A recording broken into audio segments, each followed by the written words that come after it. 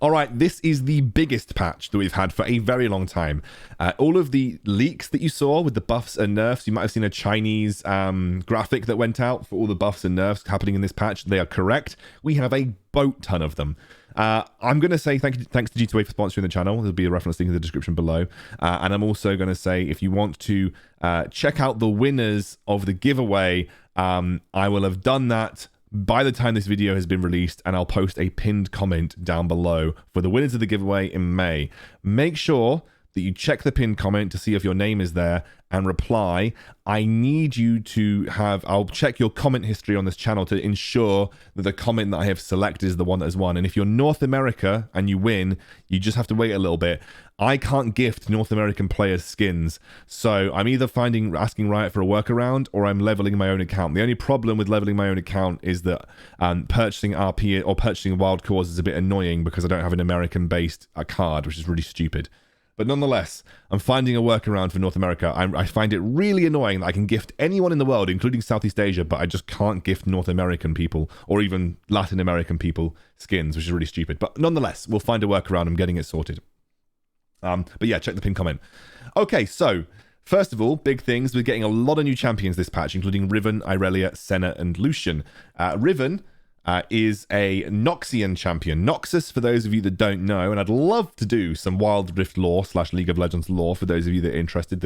I sort of really enjoy the stuff, so I could do videos on it. Plus, you know, you could have it like ASMR. I could do like Excoundrel's bedtime stories of League of Legends lore.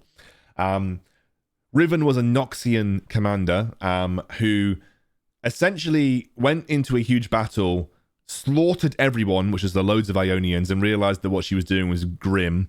And so she then exiled herself, and I think she was recaptured and brought back to Noxus. But essentially, she's got this badass sword. It's huge. It hits like a truck. She's a very, very good bruiser / duelist, and I'm excited to see her being played.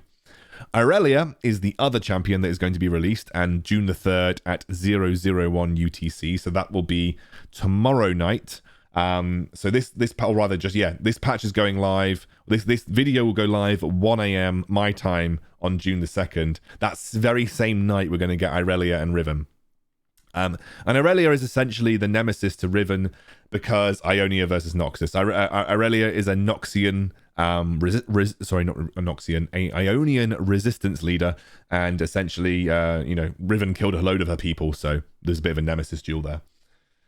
Okay, the close friends feature is coming up. You and your closest friends can now level up together and earn friendship titles. You can invite up to 20 friends to be part of a close friend through one of these titles.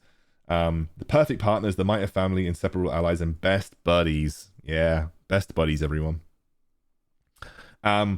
Once your friend accepts your invitation to become a close friend, you will be able to increase your friendship level up to 4 different tiers by playing together and gifting each other. Go on, guys, gift each other skins. Buy into the system. You can also browse a timeline of your memories together whilst playing Wild Rift, including seeing when you've gifted each other skins. You can have shared champion pools, online notifications, friend status streaks, and show off your status to other players. It's like Snapchat for Wild Rift, you know. You can now subscribe to any 3 friends in your list to be notified when they come online or finish a match, and they'll show up on the top of your friends list. All random ARAM returns. They wanted to bring it back in. I'm glad that they're bringing it in. They're running it from June to July. I'm pretty certain that if this test goes well, they're going to permanently implement it. But yeah, ARAM is a casual game mode that a lot of people really like because it's very risk-free. And even if you have to AFK during it, no one really cares. Champs can now switch their draft order to accommodate comfort and counter picking. So let's say you're a Baron lane main and your first pick, and you want to swap with the support. The support can swap to first, and Baron, you can look for a counter pick, basically. Network tools. You're now able to check your connection before you get into a game through an icon. Love this. Basically, you can see what your ping is like and if there are any problems, etc. Very, very good feature. Love it. And we've added an option to dual channel 4G and Wi-Fi for players that want to turbocharge their in-game connection. So essentially, it will switch between 4G and Wi-Fi depending on the one that is quickest at the time. So if you have a phone that allows you to supplement your Wi-Fi connection with LTE, which my phone does, you can switch between Wi-Fi and LTE depending on which one is quicker at the time.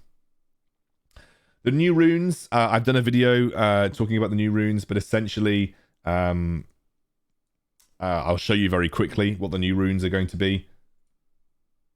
getting Phase Rush instead of Kleptomancy, so Kleptomancy is going in the bin. You can't really see this because it's not really, I haven't set up the thing for Font of Life is being reworked. We're having Backbone becoming Bone Plating, Regeneration's becoming Second Wind, and Spirit Walker is becoming Adaptive Carapace. Interesting that Spirit Walker is going because that was like the go-to AD carry. But you know, all of these are fine. Like you can, we'll talk about the builds when we get there. But essentially, some cool rune changes coming through. Some skins. Order of the Lotus Aurelia. I mean, I don't think this is the best Aurelia skin out there, but it's a nice one. It's pink. People like pink. Don't know why. Loads of accessories, blah, blah, blah. Got the event between Riven and Aurelia, and you can get one of them for free. I would thoroughly recommend that you get Riven, because she's 10 times cooler, but Aurelia is a very high skill cap champion who has a lot of potential as well. Now, let's get to the real meat of this video. This is what you love to see. I love to see Akali at the top of the champion changes, everyone. And let me tell you this. Akali's getting nerfed. Akali is frustratingly strong in the early game, but also a bit difficult to play. So, one of the reasons Akali never really got nerfed is because they didn't want to nerf her too hard because she's a little bit too hard to play. We're giving a nod to our friends in League PC who recently addressed this by rebalancing her base stats and simplifying her energy regeneration mechanics. By reducing her early game tankiness, her laning success isn't guaranteed, but on the Shuriken flip side, haha, see what you did there, her overall net buff with later dueling payoff will be deadly when she strikes. With her new maximum energy mechanic, Akali will no longer be punished for activating Twilight Shroud at the wrong energy levels. So, she's getting nerfed in the early game. 80. They love nerfing. What is it about them and 80 HP? Every single time I've done a patch video and we've talked about HP changes, it's either 80 positive or 80 negative. HP per level's going down, and she's going... HP per level's going up, but she's going to get tankier in the late game by about 80 HP. Yeah. So they're taking 80 HP off her in the early game and giving her 80 HP in the late game. Her armor is going down by 5 at the very start of the game as well. So her matchup into AD mids like Yasuo, her matchup into top laners like Darius, etc., are going to be a little bit harder for her. She won't be able to take... She'll take less damage. She'll take more damage. That's why, for instance, Garen will have a slightly easier time versus her as well, because her armor's going down. Her 5-point strike energy is going up. So it's going up pretty significantly, but coming down in the late game. So her early game 5-point energy strike is going up. It'll only balance out at the 4th point. So her early laning phase is going to feel the pain of a slightly higher energy cost of her 5-point strike. Her Twilight Shroud is going to instantly restore 80 energy, and it increases the total energy by 80 when the Shroud is active. So you're essentially getting 80 free energy when you proc the Shroud. So when you're playing against Akali and she pops her Shroud, unless you're confident that you can either kill her or damage her in the Shroud, you're probably just going to have to run away. Most people ran away during the Shroud anyway, but now she's going to have that burst of energy from the Twilight Shroud, which is going to allow her to add a couple more 5-point strikes. But what I would say is that... even at level 3 of her 5-point strike, she still needs to wait for 10 energy to get one off. So obviously that's important to note. So if she uses it at level 2, when she's got 130 energy cost, she's probably not going to get an insane number of extra 5-point strikes off out of this Twilight Shroud. However, in team fights, this is really useful because it's going to give you that extra little bit of energy in the middle of a team fight to potentially, knock one of the enemy players down. Shuriken Flip base damage is getting nerfed across the board. The AD ratio is going down and the AP ratio is going down. However, they are buffing the damage that you deal. They're essentially moving the damage from here to here, and they're buffing the damage that you deal when you jump back on them in up to an 0.8 AP ratio from her dash. So if you hit the Shuriken, it won't do as much damage. But if you jump back on the Shuriken, you're going to do way more damage than you did before. So, I mean, they're actually buffing Shuriken if you reactivate it. So the overall damage from Shuriken is going down if you hit it, but it's going way up if you reactivate it. So if you decide to commit to a fight as an Akali, you're actually going to do a lot more damage, which is pretty insane. Perfect execution. The first cast is going from physical to magic damage. The first cast is also getting an AP ratio. The second cast AP ratio is going down, though, to compensate. So you are now going to deal more damage, and it's going to benefit from the penetration that you have on your kit from things like Infinity Orb or whatever, or even Void Staff. It's going to benefit from the penetration, plus it means that, if anyone's building armor against you, not that people do, you get a little bit out of it, I guess, but you are getting an AP ratio on the on the new first, new AP ratio on the first ability. So you're going to deal more damage with the first ability, and less damage with the second ability of your ultimate. But actually, overall, I'd say this is a damage buff to Akali. They're just making her easier to kill in the early game. But you have to commit to the fight. So I know I said it was nerfs, but actually overall it's technically buffs. The one thing that I would say is this turning to magic damage makes itemizing magic resist against Akali better. So even though while that looks good for magic penetration, people who build magic resist are going to get more value versus Akali now because it's magic damage on the first part of her ultimate as well. Not that the first part of her ultimate ever did really that much damage, but in general, this is an overall... I mean, they're reducing the max AP ratio on her ultimate by 0.3. So that means that, essentially, that AP ratio balances out. They're trying to balance it out so that you can't deal as much damage. But in most people will find that perfect execution ends up dealing a little bit more damage overall. But in general, she's getting like a damage buff, but you have to commit to the fight. And the early game, like her laning phase is getting hit really hard. So her late game is going to be good. So if you can get Akali to the late game, it's going to be good. You were going to essentially deal a little bit more damage. But her early laning phase, which is where I felt she was most obnoxious, is actually getting hit pretty hard. So you can actually punish Akali much more easily in the lane, which stops her from potentially snowballing. So yeah, that's the Akali changes. Blitzcrank, his passive mana barrier, which is essentially the barrier that he gets when he is when he drops to a certain amount of HP, and it's based on his mana. The cooldown is actually coming down by 30 seconds. He's going to get this once every minute, realistically, and the overdrive cooldown is coming down. That's really interesting because that now might make Blitzcrank a relatively interesting support pick, only because this is going to be up every minute, and this makes Blitzcrank really tanky. If you're building like tank Blitzcrank with Iceborne Gauntlet, so you're getting the mana, you can build a tier for Winter's Approach, which you might finish off later on. Like, you can actually make Blitzcrank really tanky, and he's going to have this up pretty much every single time that you want to fight.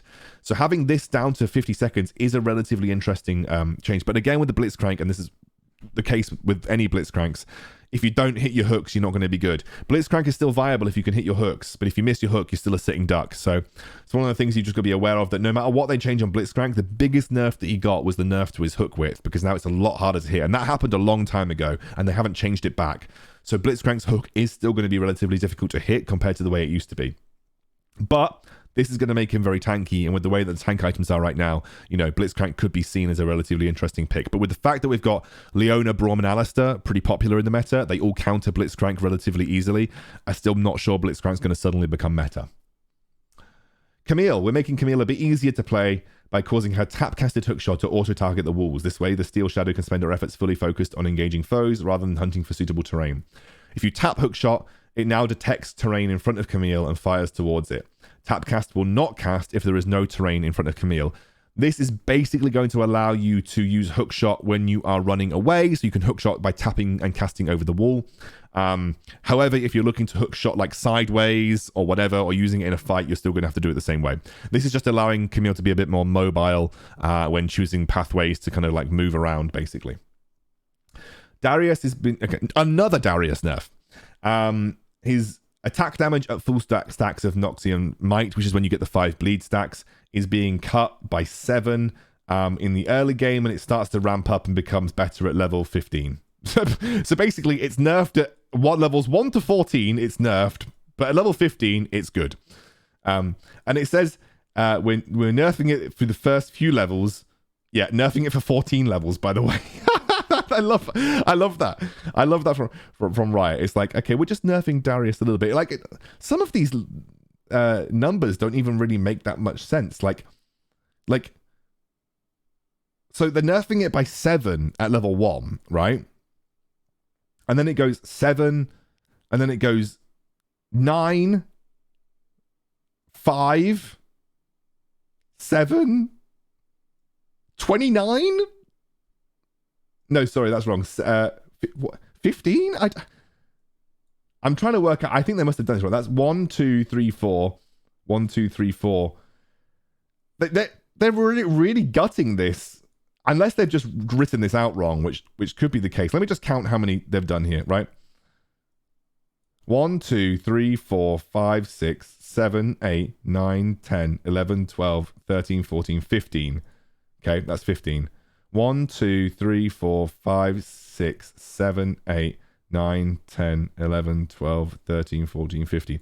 Some of these numbers have got to be wrong because they're just nerfing it by random amounts at certain, like usually there's some sort of linear progression. Like for instance, like, okay, 29 to 22 is 7, 43 to 30 is 13, 57 to 38 is what, like 19? That's a big amount of 80. And then it like comes back, like it drops down and then comes back up slowly to here, and then it's like 5, and then it's actually better at level 15. But really, they're nerfing it from levels 1 to 14. So it says the first few levels to ensure he doesn't get carried away. I don't know if I'd need to check if these are numbers. It doesn't really make much sense in my head the way they've done it. And then they just randomly said, yeah, at level 15 you can have one more AD. Like, have one more AD at level 15, Darius. This doesn't seem right. With her recent buffs, Diana's been too good. Yep. They're nerfing her base health by 40. Okay, it's not 80. 40. The Moon Silver Blade AP ratio is coming down by 0.1. And they are nerfing... Hear me out, guys. I said this ages ago. They're nerfing the base damage on her ultimate. Only by 25 and 50, depending on the levels of charge. So... not a huge amount of base damage nerf, and she still has the very high AP scaling ratio on it. Do I think Diana is going to be bad? No, I still think Diana will be good. Her ultimate's actually just too useful in the first dragon fights, and the scaling on it is still very good. She'll definitely feel a bit weaker, but I still think... I mean, I don't think she'll be S+ tier, for instance, but I still think she'll be a very good mid laner. Fizz is getting some buffs. So Seastone Trident, damage over time, deals 200% damage to neutral monsters. So Fizz Jungle is coming in. Playful Trickster, the mana is going down, the cooldown is coming down by only 0.5 seconds, but obviously that'll be impacted by ability haste as well, and the base damage is going up in the early game just to allow some all-ins to be a bit more effective.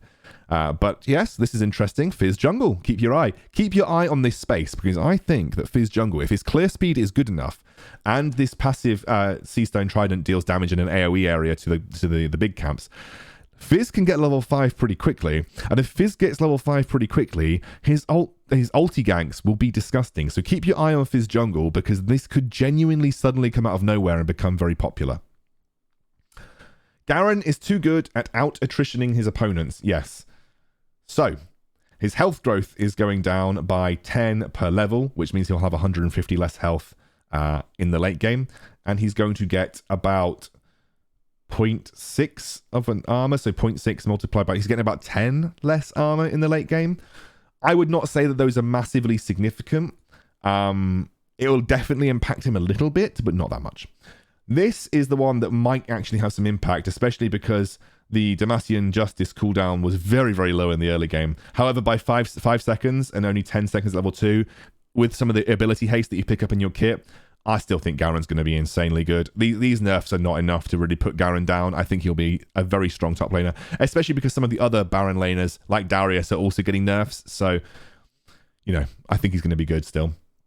Gragas' Drunken Rage base damage reduction is coming down by 2% every level, and the target's maximum HP damage is coming down by 7%, by 1%.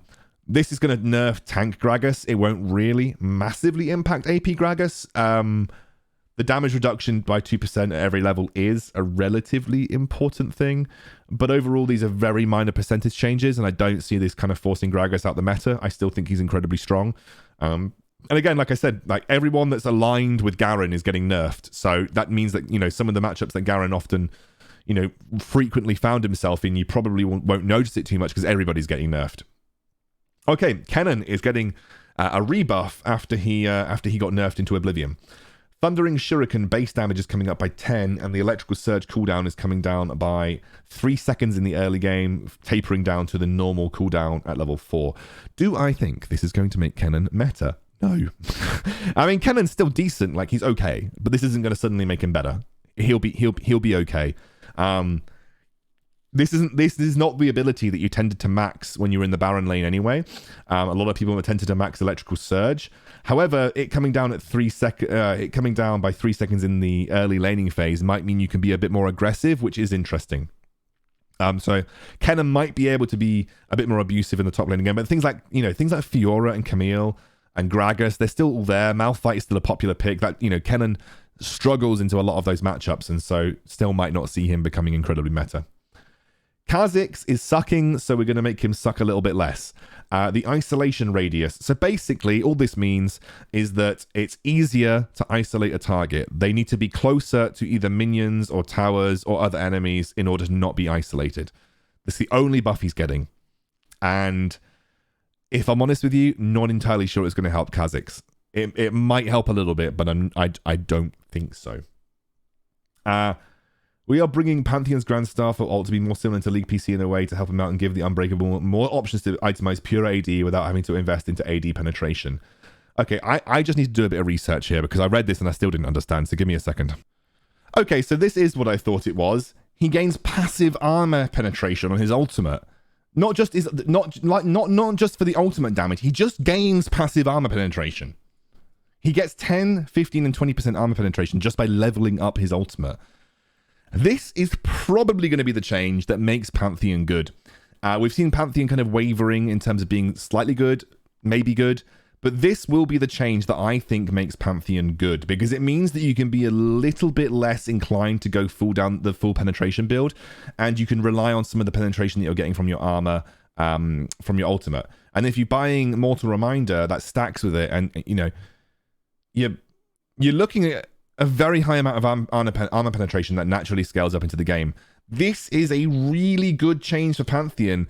Whether it's healthy or not, I don't know, but it is a big change for Pantheon. Just at level 5, you gain 10% armor penetration just passively, which is insane. Insane. Okay?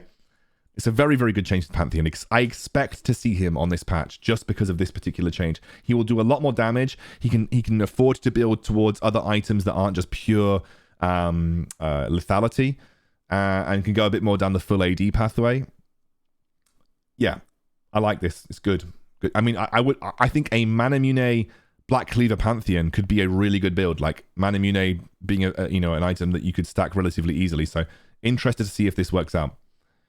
Rakan is struggling to perform compared to his counterparts. We're buffing his base stats and lowering his shield cooldown. So he's getting base magic resistance buffed, magic resist per level, and his total MR at level 15 is going to go up by about 9.6, which is not a huge amount, by the way. Decent amount. I mean, the increase from 41 to 58 probably results in about an extra 4% magic resist taken. You know what I mean. Less magic damage, 4% less magic damage taken, which is relatively nice.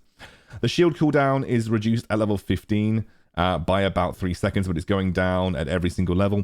Do I think this makes Rakan like insanely good? No, not at all. No, I mean, Rakan is still going to have the place that he's always had, which is nice duo with Xayah, and pretty good in competitive.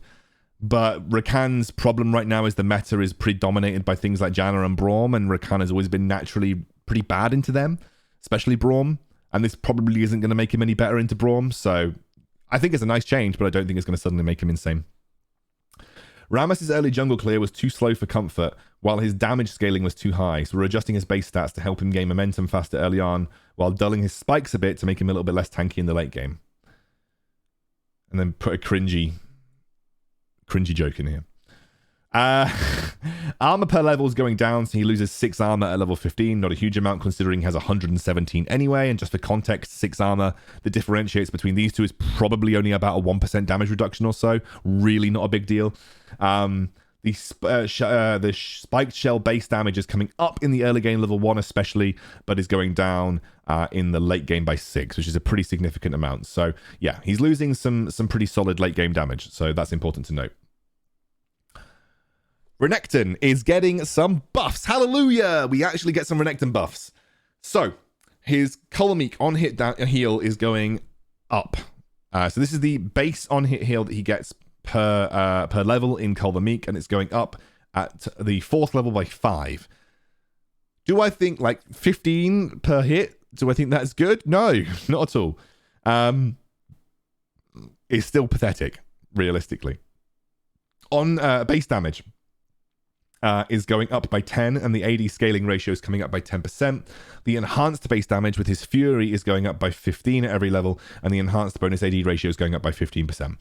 The problem is that this is like if there is no AD scaling on his heal, then he's still not going to be good.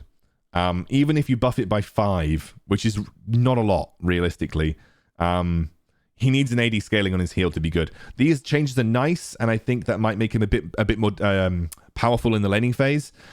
But the fact that he's not getting an AD scaling on his heal is the problem, and that is, I mean, the reason that they're not giving him an AD scaling on his heal, by the way, is because you heal from all physical damage in Wild Rift, I imagine. So therefore, building like a Vamp Scepter, for instance, early on in his kit, either for a Blade of the Ruined King build or into Death's Dance, you know, that likely is why he's not getting up a scaling AD ratio on his heal, because otherwise you could just build the physical Vamp in this game and it would just turn you into a healing monster. But maybe with these AD scaling changes and you build an early Vamp Scepter on Renekton, you will get the level of healing that you need. And then whether you build that into a Death's Dance or a Blade of the Ruined King depends on what you're trying to achieve with Renekton. So give that a go. See how it works for you. Twisted Fate is kind of getting a buff / nerf. Kind of. No, it's not even nerf. It's a buff, but they're just separating something out.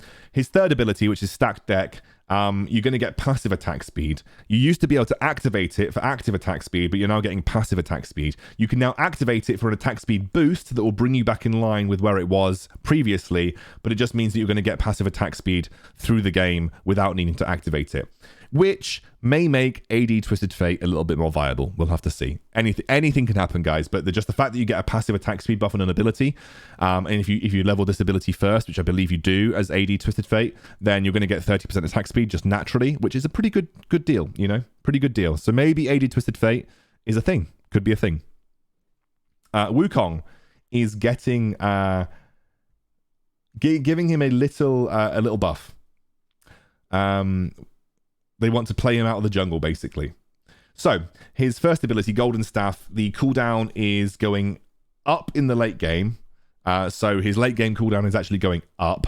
But it now heals for 10% of his bonus HP. And attacks from Wukong and his clone now reduce Golden Staff's cooldown by 0.5 seconds. So, you can technically, in the middle of a fight, start spamming this ability over and over again. And 10% bonus HP, do you remember, everybody, that tank Wukong build that I show you? And if you didn't, I'll chuck the card in right now on your screen. If you remember that tank Wukong build, now might be the time to try it. 10% bonus HP healing on your Golden Staff with if you're reducing Golden Staff's cooldown every time you basic attack. When it's off cooldown, you're going to be healing for a crap ton, like all the time. It's nutty. Warrior Trickster, the cooldown is going up though to compensate for it. The cooldown's going up across the board to make it a little bit more difficult to get this off cooldown all the time. But nonetheless, every basic attack that you do is still reducing it by 0.5, which is pretty crazy. So yeah. And if you have your clone up in your basic attacking, you can basically spam this ability like crazy. So, cool. Very, very good change. Zinzal is getting a big amount of changes. They're basically bringing the PC changes from Zinzal to Wild Rift. His base AD is actually going down. His base heal amount is going down in the early game. His 3 Talon Strike base damage is going down. So the nerfing, these are all nerfs so far. His second ability... The sweep and strike now hits slightly behind Zinzal. The strike range is going up by 2. The cooldown is going down in the late game. The AD ratio is getting slightly nerfed. However, strike now challenges champions and monsters and provides vision of the target for 3 seconds. So if you hit Akali, for instance, in her shroud, you're going to challenge her and she's going to be visible. If multiple targets are hit, the furthest from Zinzal is the one that is challenged. The minion damage is reduced by 50%. Audacious Charge. The cast range on challenged targets is up by 0.3. So essentially, you can use the second ability, challenge a target, and immediately dash to them, which is a really good ganking thing for Zinzal because it allows him to close the distance on challenged targets much more quickly, which is awesome. The AP ratio is going up, by the way. So I'm going to show you something else. Crescent damage is going down, but they're giving it an AP ratio of 80%, and the duration is going up to 5 seconds, which they're removing the basic attacks and spells, extending the duration. So they're giving it a base duration of 5 seconds. But 80% AP ratio here, and an 80% AP ratio here. What would AP Zinzal do? If you've seen that video, you'll know. We could be looking at a potential AP Zinzal build that comes through, like Nash's Tooth. That could be a thing. even just sticking in a Nash's Tooth as part of the build, a little bit like you see with Varus, could genuinely be a thing that we see Zinzals do because of these new AP scaling ratios. And the fact that his ganks are going to become considerably better, but they have tuned down some of his early dueling potential. However, Zinzal could get back into the meta with this. Very interesting to see. Zigg's passive is getting nerfed. So basically, his you know, when he's got the explosive basic attack, the damage to stat towers is coming down by 50%, which is nice, but he's still going to take towers quickly, like quicker than most of the people, you know. ARAM changes, blah blah blah blah blah. Do we care about ARAM changes? Probably not.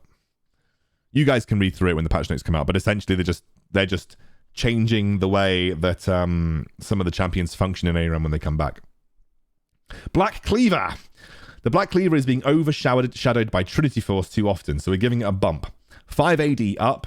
The armor reduction per stack is 5%, and you only have 5 stacks instead of 6. So you're now getting a 25% total armor reduction instead of 24%. So you're technically getting a 1% buff, and it's quicker to stack. So you're going to stack your armor penetration much more quickly, and you're getting a 5 AD buff. Black Cleaver sucked most of the time. Not many people wanted to build it. And so now it's getting a buff. So like Black Cleaver Wukong, Black Cleaver Renekton, etc. These are all things that are going to become a lot better now. Deadman's Plate is too strong overall. So we're giving it 75 less health. Garen's Cry. But probably a needed change because it was pretty good. AD assassin playstyles are missing their marks. So we're giving a small nudge to their primary damage items to increase their viability. We're getting 5 extra AD on Duskblade Drakthar. Not a game changer, but nice. More of Mortius sucked, so we're going to make it better. They're reducing the cost by 200, and they're increasing the magic resist by 45. Might actually be a viable item now.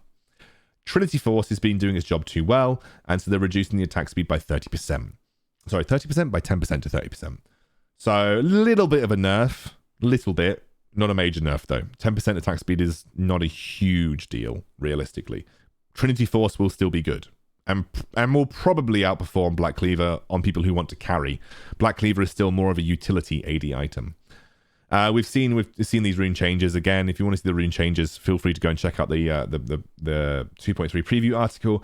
But essentially, Phase Rush, this is a nice extra rune because it allows people like Graves to be a bit more viable. Things like Renekton, even Garen, for instance. These are all pretty solid choices for them. But essentially, you get a bit of movement speed and resistance to slows. So people who need movement speed to be able to deal their damage to the team, you know, this is what Phase Rush is for. Bone Plating. After taking damage from a champion, the next 3 champion abilities attack you, deal reduced damage. So, you know, when you're laying up against Teemo, for instance, you know, this is a nice little... I think there's an internal cooldown on this, but this is a nice little thing to help reduce damage to people in lane. Gain increased health regeneration. After taking damage from an enemy champion, regenerate a portion of your missing health. This effect is doubled for melee champions. So it's nice again for Gragas and Garen in the laning phase. Second Wind is a really, really good ability for them. Resolve Adaptive Carapace. Gain bonus max health. Also gain increased defenses when below 50% health. So again, a nice addition change for people like AD carries. They'll probably really appreciate this rune. Okay, Domination, Gathering Storm. You're now getting 2 AD or 4 AP every 2 minutes. Now you're getting 2 AD, 4 AP, 5 AD, 10 AP. So basically you're getting like 2 AD, 4 AP, 3 AD, 6 AP, 4 AD, 8 AP, 8 AD, 10 AP. So essentially you're gaining an extra 2 every few minutes. This rune I actually think is going to be very good. Because by the time that you get to 2, 4, 6, 10 minutes, you're getting an extra 28 AP, which is a free amp tome. It took you pretty much like 14 or 15 minutes to get that previously. And 14 AD is a pretty big deal. So if you're expecting the game to go 12 or 13 minutes, like Gathering Storm is a relatively viable rune now. And it will only get better as the game goes on. So Gathering Storm now actually feels like a Gathering Storm. And I actually think it could be the rune of choice for most people from the Domination tree. Especially because Champion's getting nerfed by 2% across the board. Font of Life. Hitting an enemy champion with an attack or ability marks them. When you or your allies damaged marked champions, heal those allies and yourself. Each ally can trigger this healing once per mark. So if you mark an enemy champion and your ally attacks them, your ally will get healed and you'll get healed. If your ally attacks the same champion, they'll get healed and you get healed. It looks like it could be a pretty good rune. I really just need to see the numbers on it to really see. But it feels like it's going to be a good option, especially for enchanters like Lulu and Nami, over Summon Airy if you think that the healing is going to be important. Resolve, conditioning. Gain bonus armor and magic resist after 5 minutes of the game. Every 2 minutes after this, gain 2... so basically, you're going to get 8 armor and magic resist after 5 minutes, and then every 2 minutes beyond that you're going to gain an extra 2 armor and magic resist. So at 7 minutes you're going to get 10, at 9 minutes you'll get 12, at 11 minutes you'll get 13, at 13 minutes you'll get 15. And actually that is a nice rune if you think that you can survive for those first 5 minutes of the game relatively unhinged. Unhurt, you know what I mean. I think this is a really nice change to conditioning. Like if I'm playing a tanky support, I might actually even go this if I take Aftershock, for instance, because this will give me... Aftershock will get me through the early laning phase, and then this will start to give me some really nice scaling stats as the game goes on. New, provides bonus gold when you or an ally eat honey fruit. Now, supports can go honey fruit, and the AD carries can take something else if they want to. But you won't get the increased regeneration, of course, if you're the AD carry. But it also means that supports will get a little bit of extra gold, which is nice. Or you and your AD carry can go it. You can both benefit from a little bit of the extra healing, and you're both going to get the gold, which is good because then I think you can technically double up on the gold, which is nice. Inspiration Mastermind. You're getting 20 extra gold per monster or turret kill, but you're not getting any XP, and it's now adaptive damage rather than true damage. So turret resistances and true monster resistances are going to be important, are going to be affected the damage. So you're either going to deal like physical or AP damage, whichever you have the most stat of. Thank God, because now Evelynn is not going to be able to insta-kill every objective with her ultimate, because the true damage is what was doing that. The true damage was allowing her to outsmite smiters.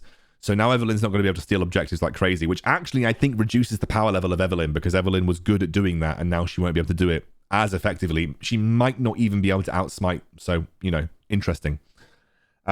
These are ones that have been removed. Champion bounties are now displayed on the scoreboard. Ally item cooldowns are now displayed on the scoreboard, which is awesome. The scoreboard is automatically sorted based on positions selected. So you'll get Baron lane, jungle, mid, AD carry, support, and it'll go from 1 to 5 like that. Improve the lane guidance UI, and a load of extra stuff. Which is good. Cool. That's all the changes. A lot of changes. A 37-minute video today. Christ, we had a lot of changes. Enjoy the patch. Let me know what you think. If you enjoyed the content, feel free to like, subscribe, and hit the bell. And I will be doing a Riven and Irelia guide on the channel. And also check that pinned comment for the winners of the giveaway.